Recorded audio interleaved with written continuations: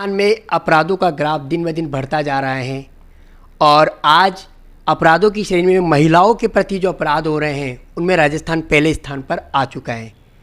इसके पीछे क्या कारण है, ऐसी क्या परिदृश्यता बन रही है जिसकी वजह से आज महिलाओं के प्रति इतने ज़्यादा अपराध बढ़ रहे हैं?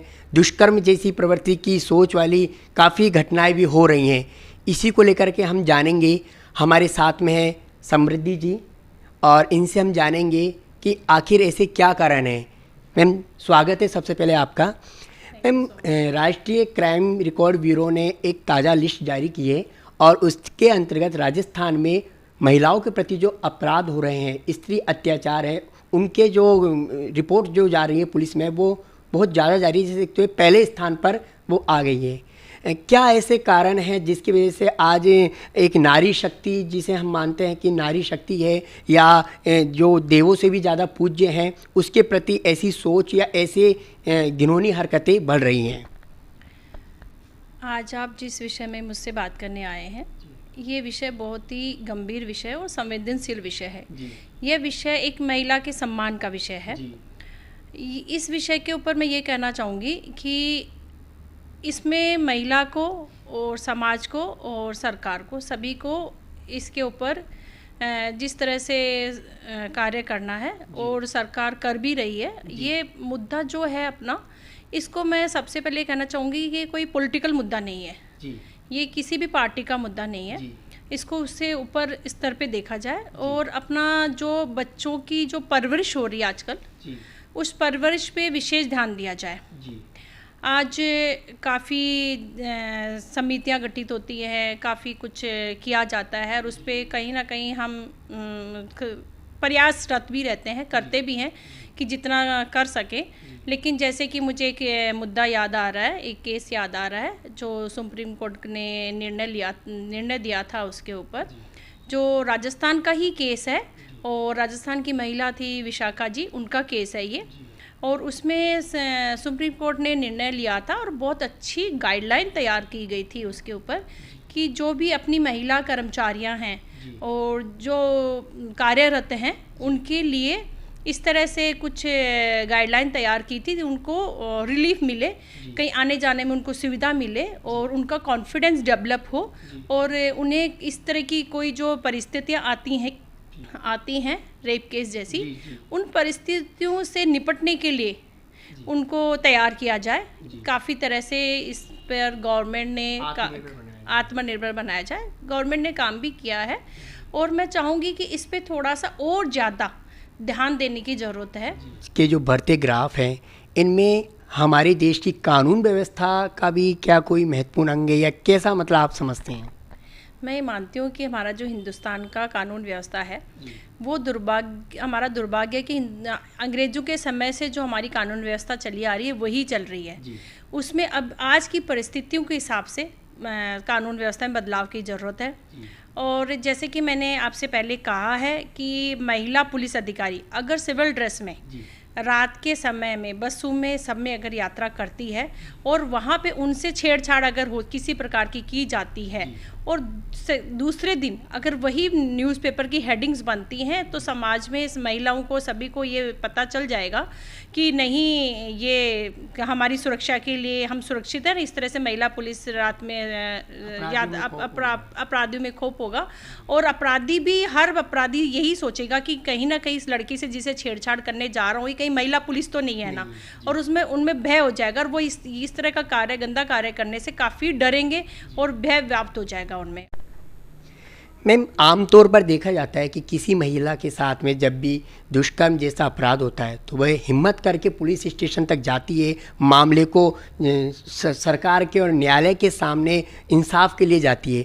लेकिन कानून की कुछ ऐसी लचर व्यवस्था जिसे हम कहेंगे, उसके कारण काफ़ी डिले हो जाता है और कहीं ना कहीं उससे अपराधियों को मतलब बढ़ोतरी भी मिलती है। तो इस बारे में आपकी क्या राय है? हाँ, इस बारे में मैं ये कह सकती हूँ आपको कि जैसे कि आपके मीडिया या आपके चैनलों के थ्रू मुझे अभी कुछ टाइम पहले ही ज्ञात हुआ था, पता चला था कि मैं कुछ 1-2 केसेस के अंदर 26 दिन के अंदर एक रेप का फैसला आया और एक 15 दिन के अंदर रेप का फैसला आया। तो अगर इस तरह से अपनी व्यवस्थाएं हो जाती हैं, अपना कानून इस तरह से कार्यरत हो जाता है, तो मैं मानती हूँ कि केसेस काफ़ी हद तक कम हो जाएंगे। और जो कानून व्यवस्था में ब्लचर की बात करें, वो कहीं ना कहीं मैं हो सकता है, लेकिन अभी जो कानून व्यवस्था है वो अभी जिस तरह से केसेस 15 दिन और 26 दिन में फैसले हो रहे हैं, मैं मानती हूँ काफ़ी सुधार और होंगे आगे जाके। और जब नंबर 1 पे आया है तो सभी इसके लिए काफ़ी गंभीर मुद्दा हो गया है। इस पर सरकार भी काफ़ी हद तक मतलब विशेष रूप से इसको प्रायोरिटी पे लिया जाएगा, जो मैं मानती हूँ यहाँ पे। और मैं ये कहना चाहूँगी कि अभी मैं इस जैसे जो फैसले जिस तरह से भी आए हैं, उसमें मैं अपनी पुलिस को भी बधाई देती हूँ कि जिस तरह से उन्होंने चालान किए, पेश किए, जिस तरह से उन्होंने इफ़ेक्टिवली इसमें काम किया है।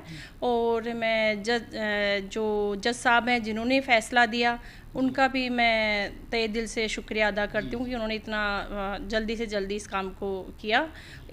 मैम, एक रिपोर्ट के अनुसार आज दुष्कर्म की जितनी भी घटनाएं हुई हैं, चाहे वो किसी बच्चे के साथ में हो रही हो या किसी महिला के साथ में हो रही हो, अधिकतर में उनके निजी परिचित या रिश्तेदार ही ज़्यादा इन्वॉल्व हो रहे हैं। ऐसे में क्या हमारी जो भारतीय संस्कृति सभ्यता है उससे लोगों ने बिसरा दिया है, या क्या कारण है कि आज अपने दुश्मन बने हुए हैं? आज देखिए, जब सुबह उठे और पेपर हाथ में आया और जब देखा कि राजस्थान इस चीज़ में नंबर 1 पे आ रहा है, काफ़ी तकलीफ़ हुई इस चीज़ को देखते हुए। लेकिन मैं ये मानती हूँ कि इसका कहीं ना कहीं एक समाज के हर व्यक्ति को, मतलब इसमें कोई भी एक साथ कोई भी कुछ नहीं कर सकता, समाज के हर व्यक्ति को इसमें कुछ करना पड़ेगा। और जैसे कि नेहरू जी ने कहा है, if man is educated, person is educated, women is educated, whole family is educated. तो उसमें महिला को भी ये देखना होगा कि मेरा परिवार की परवरिश किस तरह से जा रही है।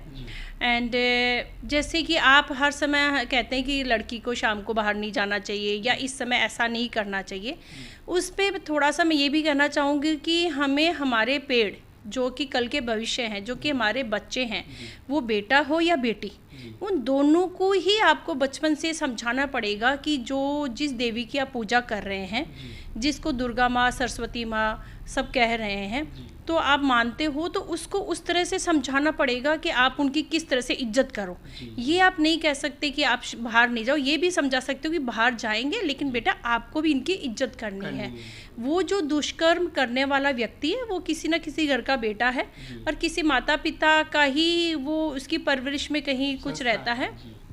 तो मैं ये चाहूँगी कि एक तो मेरा मतलब पर्सनल एक ओपिनियन, एक सुझाव है, मेरी अपना व्यू है कि जहाँ पे भी इस तरह से ये केसेस हो रहे हैं, वहाँ पे एक महिला पुलिस सिविल ड्रेस में अगर हो और रात को जो नाइट बसेस वगैरह हो वहाँ पे ट्रैवल करें। जो सुनसान रास्ते होते हैं वहाँ पे सिविल ड्रेस में महिला पुलिस रहती है, तो इस तरह से थोड़ा क्राइम कम होने की अपने वो सोच सकते हैं कि वहाँ पे क्राइम रोका जा सकता है। इसमें यही है कि एक हर व्यक्ति को कदम उठाने होंगे और इसमें जहाँ जहाँ क्राइम हम रोक सकते हैं, आज पुलिस हमारी बहुत फ्रेंडली हो गई है, काफ़ी हेल्पफुल है, तो उनको भी कहीं पे भी कुछ क्राइम होता है तो उस चीज़ को आप छुपाएं नहीं और दोषी को और ज़्यादा दुष्कर्म करने के लिए ना प्रेरित करें, उसको वहीं पे आप उसको रिपोर्ट करें। और चीज़ें काफ़ी गोपनीय रखी जाती हैं, अपने नियम कानून के काफ़ी बदलाव आया है, महिला की इसमें पहचान गोपनीय रखी जाती है, नाम भी गोपनीय रखा जाता है, तो उसमें तुरंत जाके और आप अपनी कंप्लेंट दर्ज करवाएं और उस तरह से आप केसेस को रोक पाएंगे। और मैं यही कहना चाहती हूँ कि इस तरह से सभी को करना होगा। जैसे हमारी सरकार काफ़ी संवेदनशील है इस मुद्दे पे, लेके काफ़ी करे, लेकिन कहीं ना कहीं और ध्यान देने की ज़रूरत है और समाज के हर व्यक्ति को ही इस पे कार्य करना होगा। और महिला को भी ये सोचना होगा, मैं इसमें कहीं पे भी बायस नहीं हूँ कि हमारी वेशभूषा भी ऐसा न हो कि कहीं ना कहीं किसी को हम ही को आफत में डाल दे। इस तरह से हम हर तरह से अगर हर दृष्टिकोण पे ध्यान दिया जाए तो ये चीज़ों को काफ़ी हद तक सुधारा जा सकता है। मैम, हमारे चैनल के माध्यम से आप महिलाओं को क्या संदेश देना चाहेंगी? मैं आपके चैनल के माध्यम से ये संदेश देना चाहूँगी कि हमारी जो बेटियां हैं न कभी कमज़ोर थी, न हैं, न कभी होंगी।